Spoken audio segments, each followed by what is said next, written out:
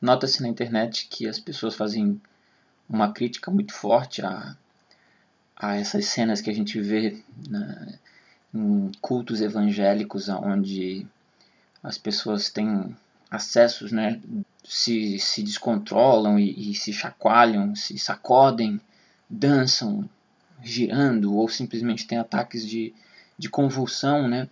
Às vezes convulsão coletiva. Eu estava vendo agora um vídeo, né, dentro de uma igreja evangélica, durante o culto, as pessoas de mão dada se convulsionando, e vi uma pessoa fazendo uma crítica, né, dizendo que religião é o ópio do povo, cascando o pau em cima, né, que o pessoal posta muito essas idiosincrasias que existem dentro dos meios religiosos. Só que eu não sei por que só os evangélicos é que são vítimas no Facebook, porque cada religião ou movimento religioso tem as suas idiosincrasias religiosas. Inclusive fiz até um vídeo uma vez sobre idiosincrasia que tem aqui no canal. Como é o nome do vídeo? Deixa eu dar uma olhada. O nome do vídeo é Maria Salva, Católicos são idólatras e os evangélicos. Um vídeo onde eu falo sobre vários assuntos, inclusive as idiosincrasias religiosas, que são essas manifestações culturais, locais, onde determinado grupo de pessoas traz do seu inconsciente coletivo local elementos que são agregados ao culto religioso. Então você vê em certas igrejas evangélicas se canta em línguas, em outras se tem convulsões e se chacoalha, em outras se roda como em terreiros de umbanda. Em cada local você vê manifestações diferentes que são chamadas de idiosincrasias. Mas esse vídeo não é sobre idiosincrasia. Esse vídeo é mais sobre um fenômeno conhecido como mesmerismo ou também hipnose, né? Eu quero conversar um pouquinho sobre esse assunto, porque o que a gente vê acontecendo nas igrejas evangélicas, não em todas, não na maioria, mas em algumas específicas, a gente vê essas manifestações de êxtase, de transe, né? Em que um grupo de pessoas, incentivado por uma série de questões de indução, não no termo pejorativo da coisa, não que o pastor esteja induzindo aquele comportamento para ganhar dinheiro, ou para botar isso na televisão, ou para enganar quem que seja. Muitas vezes o mesmerizador, o magnetizador, que a gente chama, né, ou o hipnólogo, o que está praticando a hipnose, muitas vezes não sabe que está praticando, né? Eu não sou expert em hipnose, mas eu conheço um pouco da história da hipnose, e a gente vê que a hipnose ela se manifesta em vários aspectos da sociedade, né? Você vê... Bom, do que se trata a coisa? O Mesmer, acho que viveu alguns séculos atrás, né? Acho que na era moderna já. O Mesmer deve ser ou do Iluminismo ou da Era Moderna para cima. Você teria que ver... Bom, já que a gente está falando, deixa eu ver então aqui rapidinho. Então, o nome completo dele é Franz Anton Mesmer. Eu vou ler aqui um pouquinho. Ó. Franz Anton Mesmer, ou Friedrich Mesmer, porém mais conhecido como Franz Mesmer, viveu em 1734 e morreu em 1815. Bom, é mais ou menos o que eu falei, né? Do Iluminismo para a Era Moderna. Foi um médico suábio, linguista, advogado, músico e fundador da teoria do magnetismo animal, chamada mesmerismo. Devido às suas alegações parapsicológicas e outras consideradas pseudociências, foi definido por alguns como charlatão, e ao mesmo tempo foi relatado como o precursor do primeiro movimento em larga escala a ter atenção para o desenvolvimento do mundo acadêmico ocidental para os fenômenos paranormais, sendo assim muito respeitado por outros. Ou seja, o Mesmer ele estudava um negócio que é uma área da ciência da cura e da medicina, né? Onde ele mesmo denominou como magnetismo animal. Então, basicamente, a teoria do Mesmer é a seguinte: ele acreditava que todos os seres biológicos, os seres vivos, né, que possuem metabolismo, que geram calor, seres vivos, né, possuem uma espécie de magnetismo semelhante ao ímã, que seria o magnetismo gerado pela força biológica, pelos animais. Por isso é magnetismo animal. E ele chegou a essa teoria porque no início o Mesmer ele era um médico, né, e ele estava tentando desenvolver uma terapia para curar doenças através dos ímãs, né? Ímã, essa pedra que atrai ferro, né? Metais. Ele pegava ímãs, colocava a pessoa dentro de uma banheira, isso aí em 1734, hein? Muito tempo atrás. Botava a pessoa dentro de uma banheira e colocava ímãs sobre a pessoa, né? Posicionados em certas regiões do corpo, e segundo um tratamento que ele mesmo estava desenvolvendo, ele acreditava que iria curar as pessoas. Ele também tinha um bastão que ele usava, um bastão onde na ponta havia um ímã, e ele usava também para colocar esse bastão com ímã nas pessoas e curar. Então ele estava desenvolvendo essa terapia até o momento que ele descobre que não havia mais a necessidade dos ímãs, que quando a cura acontecia, vinha dele próprio. Ele mesmo emanava uma espécie de magnetismo que não necessitava mais dos ímãs. Os ímãs de fato não conduziam a coisa. Quem conduzia era ele próprio. Quando ele se deu conta disso, que ele é que magnetizava a pessoa e a curava, aí vem toda a polêmica, se ele curou ou não curou, mas existem vários registros de curas inacreditáveis através do tratamento do magnetismo animal do Mesmer, né? Bom, inclusive, o magnetismo é o que vai desembocar na hipnose. A hipnose, quando você fala um hipnotizador ou um magnetizador, a gente usa essa palavra, magnetizador. Quer ver? Deixa eu ver aqui sobre o magnetismo. Ó, o magnetismo animal, ou magnetismo curativo, ou biomagnetismo, é a faculdade que o chamado magnetizador teria em transformar o fluido cósmico universal em fluido magnético, e este, por sua vez, entrando nas nádias, vias energéticas do ser humano, em fluido vital. O mesmerismo foi organizado como uma doutrina e defendido pelo médico suábio Franz Anton Mesmer, inúmeras vezes acusado de charlatanismo, e outras tantas vezes denotado como sábio.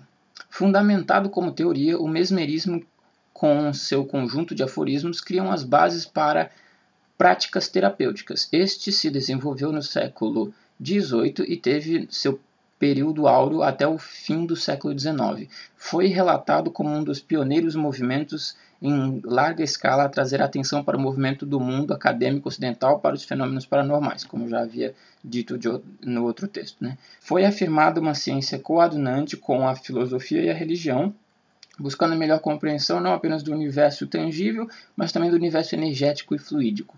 Bom, é aquela coisa, o Mesmer ele entra naquele grupo de indivíduos que eram considerados ao mesmo tempo que cientistas, ocultistas, sábios, pessoas que investigaram a estrutura da realidade buscando manipulá-la, né? Então é basicamente o que se chama de magia, né? Manipulação da própria natureza para mudança e criação, né?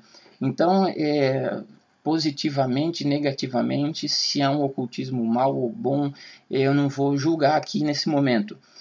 Tanto para cristãos que assistem o vídeo, quanto para ateus, agnósticos, esotéricos. A questão aqui nesse vídeo não é sobre o ocultismo em si. Para isso temos uma série chamada O Segredo dos Grandes Ocultistas, que tem no canal. Esse vídeo aqui é sobre a questão mais precisa desse fenômeno, que tenha sido descoberto por um ocultista, tenha vindo da área do oculto, do hermético, da ciência, né, do século XVIII, tendo vindo dessa realidade ou não, há um fenômeno que se manifesta individualmente, coletivamente, que pode ser visto por qualquer pessoa, seja ateu, religioso, cristão, evangélico, budista, sei lá o que. Qualquer um pode notar esse fenômeno se manifestando olhando para a coisa, no mundo real. Você não precisa consultar as teorias do Mesmer para entender a coisa, é só olhar a coisa em si. Ou seja, a gente vê essas teorias todas se manifestando de que forma? Você tem um conjunto de pessoas, normalmente um deles é um magnetizador, que nem por isso tem consciência desse fato, né? Muitas pessoas têm o tal do magnetismo, que é a capacidade de colocar a sua energia diante do outro e mudar aspectos do outro indivíduo, né? É uma relação de sujeito para sujeito, na verdade. Então você de forma consciente ou inconsciente, você pode ser um magnetizador que estudou e sabe o que está fazendo. Ou você pode ser um magnetizador inconsciente que, através de movimentos corpóreos, através da fala, através da indução toda da coisa, você consegue alterar aspectos das outras pessoas, mudar a forma delas de pensar ou se comportar, colocá-las em um estado alterado de transe. Aí é que está. O que os xamãs fazem, o que os espíritas, no candomblé, em igrejas evangélicas também, em vários setores, inclusive numa sessão de hipnose, o que se faz é colocar a pessoa em transe. A pessoa em transe, o que é? Um estado de consciência alterada. A pessoa ela entra a consciência dela passa a trabalhar de uma forma alterada. Isso pode ser feito de várias formas. Você pode fazer através da simples respiração, meditação. O pessoal oriental faz muito isso. Através da respiração e da meditação, você consegue entrar em estado de consciência alterado. Você pode fazer através de drogas, como religiões que usam ervas e plantas como o daime, por exemplo, e religiões xamânicas que usam plantas da natureza alucinógenas para induzir o estado de consciência alterado. É possível também. Você pode, através de várias formas, inclusive através da hipnose ou do magnetismo, onde um agente que, conhecendo ou não as práticas do magnetismo, induz a estado de consciência alterado num sujeito diante de si próprio. Então, nas igrejas evangélicas, o que a gente vê quando a gente vê o povo se chacoalhando em grupo, ou quando tiver aquelas cenas clássicas do pastor que faz um movimento assim, e várias pessoas vão caindo, como numa cachoeira, né, as pessoas vão caindo uma atrás das outras, um pastor só consegue derrubar várias pessoas no chão. Isso tudo é um processo de indução mental, de sugestão, né? Existem várias técnicas e o que é, na verdade, o mesmerismo ou a hipnose? É o estudo científico sobre como se comporta como se manifesta esses comportamentos que surgem quando há uma consciência alterada forte, quando uma pessoa está realmente em consciência alterada, ou também de forma mais suave. Por exemplo, quando o pastor bate a mão e cai várias pessoas, essas pessoas não estão todas de fato em consciência alterada mais profunda. Elas estão acordadas ali, mas elas se deixam levar pela sensação. Quando ele toca e uma pessoa cai, encosta na próxima, a outra sente aquilo e cai também, e através de uma sugestão, de um fenômeno que é de manada, vamos dizer assim, é um dominó. As pessoas vão sentindo aquela coisa, entrando naquele clima, naquele êxtase, né? Elas não estão em consciência alterada profunda, mas estão todas em êxtase, movidas por aquela vontade, por aquela emoção. Essa emoção, essa vontade pode surgir num terreiro de candomblé, num centro espírita, num centro budista, em qualquer lugar onde haja uma forte emoção, uma fé profunda. Inclusive, o agente da fé nem é sempre necessário, porque estado de consciência alterado pode acontecer com um bêbado caído na esquina, né? Então, mas quando você está imbuído de toda aquela esfera, né, que de diversos contextos, o evangélico é um contexto, o espiritismo é outro contexto, mas quando você está num grupo e aquele grupo manifestando toda uma energia, não estou falando de energias esotéricas do cosmos, estou falando realmente de sugestão. Quando todos estão imbuídos de um movimento de sugestivo, né, as pessoas entram, né, o psicológico é facilmente deixado levar como uma onda, né. Então, eu acho que quando a gente vê vídeos no Facebook de pessoas criticando e falando, esses evangélicos malucos, esses evangélicos, né, porque estão rodando, porque estão se estribuchando no chão, não é uma crítica que você tem que fazer nesse aspecto. É uma questão de análise aqui, né? Melhor você, em vez de julgar, porque todas as religiões têm o seu momento de êxtase, de epifania, de consciência alterado, todos eles têm. Inclusive fora das religiões, como estou falando, em ambientes laicos também, você vê o estado de consciência, as questões de sugestão acontecendo a todo momento. É uma questão realmente mental, psicológica, né? Esses fenômenos estão para todos os lados. Como que funciona a mente humana, né? Não em questão de espiritualidade, em questão puramente psíquica mesmo, né? Os mecanismos que a psicologia estuda claramente, né? Então é isso. Eu acho que não adianta ficar criticando, julgando e condenando esses tipos de fenômenos psicológicos, de consciência alterado, de êxtase, né? Não adianta a gente ficar jogando pedra em cima. É melhor fazer uma análise mais construtiva, que é o que eu estou tentando fazer aqui, mostrando o que está por detrás desses fenômenos coletivos na sua estrutura básica, né? E não ficar aqui cuspindo em cima, dizendo que tudo é todo um bando de maluco. Essas manifestações a gente vê em todas as áreas da sociedade, porque todos somos humanos, todos temos mente, psique, E essa psique hoje é bem conhecida, tanto por magnetizadores, hipnólogos ou pessoas de todas as áreas, os mecanismos da sugestão, do magnetismo, como eles chamam, ou seja, você conseguir impor a sua força, né, sobre outra pessoa, você coloca ela em estado de consciência alterado e você pode... Os hipnólogos, eles conseguem, né, implantar memórias, fazer a pessoa... comer uma cebola achando que está comendo uma maçã, fazer uma pessoa achar que é uma galinha, fazer uma pessoa acreditar que viveu experiências e não viveu, como o caso de implantação de memórias. Você pode fazer várias coisas quando uma pessoa está em estado de consciência alterado.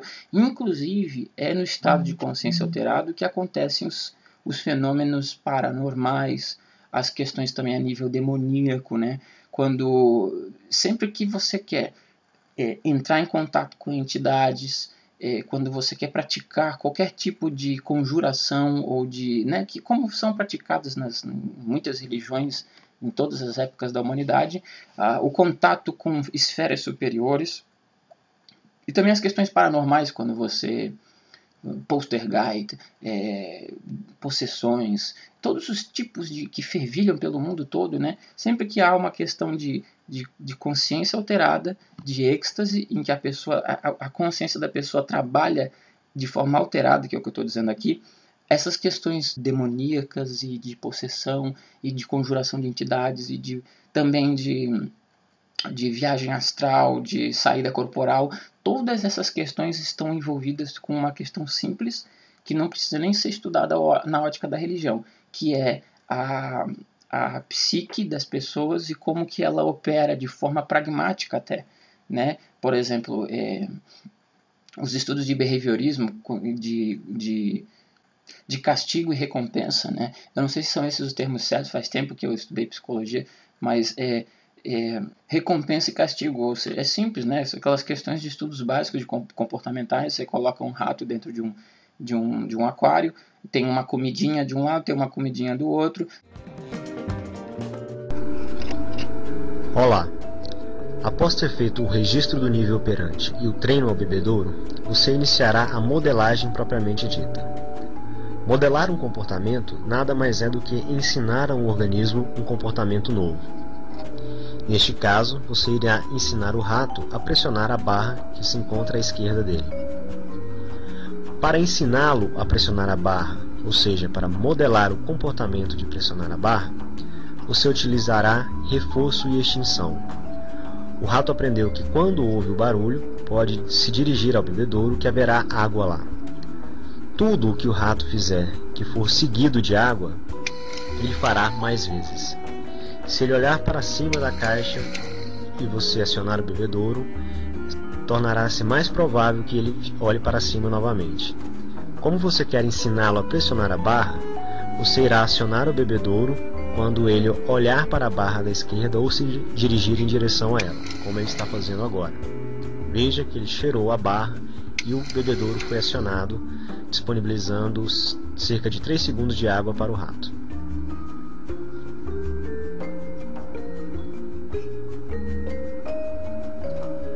Reforce cada comportamento várias vezes com a apresentação de água, até que o rato emita esse determinado comportamento repetidas vezes. Veja que estamos reforçando ainda o comportamento de cheirar a barra. Você deverá reforçar cada passo, ou seja, cada comportamento em direção à pressão à barra, até que o rato aprenda a emiti-lo com frequência, ou seja, ele bebe água no bebedouro e emite o comportamento novamente. Quando ele assim o fizer, você para de reforçar este comportamento e espera que ele faça algo mais próximo em direção à barra. Após um determinado passo da modelagem ter sido aprendido, você deve colocar o comportamento que está sendo emitido em extinção, ou seja, parar de apresentar o reforço. Note que agora não estamos reforçando mais o rato por cheirar a barra. Veja que o reforço foi apresentado somente quando o focinho foi rapidamente colocado acima da barra. É importante lembrar que se o rato ficar muito tempo sem emitir o comportamento que você deseja, sem dar o próximo passo, você deve voltar a reforçar algumas vezes o passo anterior. Neste caso, se o rato ficar muito tempo sem por exemplo, colocar o focinho acima da barra, o comportamento de cheirá-la deve ser reforçado novamente.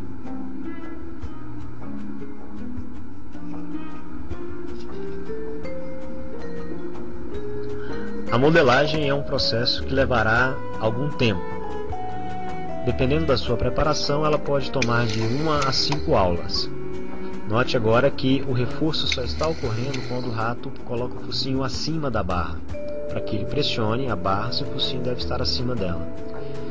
Veja que não estamos mais reforçando o comportamento de cheirar a barra. É necessário aguardar que ele emita o comportamento mais próximo.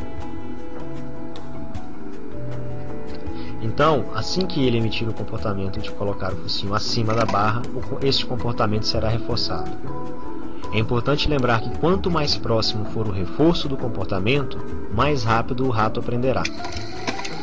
Veja que imediatamente após colocar o focinho, o reforço foi apresentado.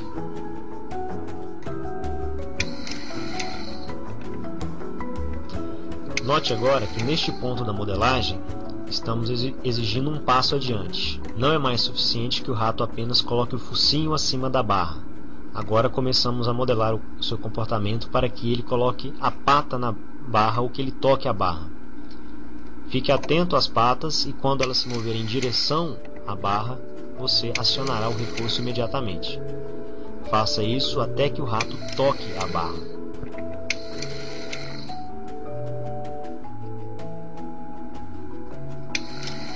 Após modelar o comportamento de tocar a barra, você deverá ensinar o rato a pressioná-la. Fique atento à barra e assim que você ver qualquer movimento da barra para baixo, reforce imediatamente o comportamento do rato. Assim você estará ensinando-o a fazer força para baixo.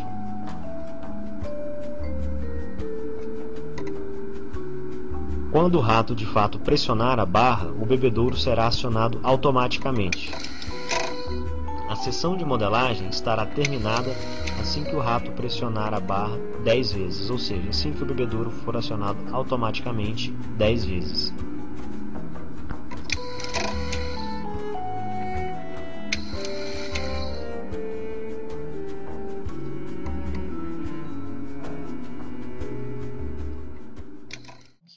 Ou seja, como que a psique de animais até simples se comporta.